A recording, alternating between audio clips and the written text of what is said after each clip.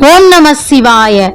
சிவவாக்கியம் பாடல் 14. சாத்திரங்கள் ஓதுகின்ற சட்டநாத பட்டரே, வேத்திரைப்பு வந்தபோது வேதம் வந்துதவுமோ, மாத்திரைப்பை ஓதுமுளே அறிந்து தொக்க வல்லிரேல், சாத்திரைப்பை நோய்கள் ஏது சக்தி முத்தி சித்தியே. சாத்திரங்கள் என்பது நாம் எவ்வாறு வாழ வேண்டும், எவ்வாறு வாழக்கூடாது போன்ற விதிகளை சொல்வது.